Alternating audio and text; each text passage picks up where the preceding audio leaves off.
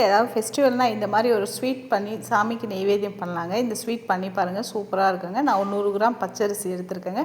ஒரு கைப்பிடி அளவு உளுந்து நல்லா கோபுரமாக வந்த மாதிரி போட்டுக்கலாங்க. ஒரு 1/4 டீஸ்பூன் வெந்தயங்க. 1 ஹவர் நல்லா ஊற வச்சிடலாங்க. ஊற வச்சுட்டு நல்லா ஊற வச்சிட்ட பிறகு நல்லா பஃப்னு வந்துருச்சு பாருங்கள். இப்போ சின்ன மிக்ஸி ஜாரில் போட்டு இதை நல்லா ஆப்பமாவு பதத்துக்கு நல்லா நைஸாக அரைச்சிட்டு வந்துடலாங்க. நல்லா பாருங்கள், நல்லா நைஸாக வந்துச்சு. இதை ஒரு பவுலுக்கு மாற்றிட்டு மறுபடியும் இன்னும் கொஞ்சம் அரிசி சேர்த்து 2 ஏலக்காய், 1 கப்பு வெல்லங்க. 100 கிராம் அரிசிக்கு நான் 1 கப்பு வெல்லம் எடுத்துருக்கேங்க. இப்போ ஒரு அரை முடி தேங்காய் துருவலுங்க. இதெல்லாம் சேர்த்து நல்லா இருந்துச்சு. ஒரு சிட்டிக்கை ஆப்ப சோடா மாவு தேவைன்னா போட்டுக்கலாம். ஒரு சிட்டிக்கை சால்ட்டுங்க. எண்ணெய் காஞ்சிட்டு இருக்குங்க.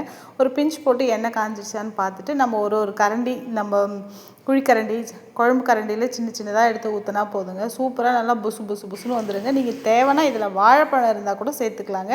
நல்லாயிருக்கும். நல்லா ஒரு ஹெல்த்தியான ஒரு ரெசிபியும் கூடங்க. சாமிக்கு நெய்வேத்தியமாகவும் பண்ணலாங்க. இது ட்ரை பண்ணி பாருங்கள்.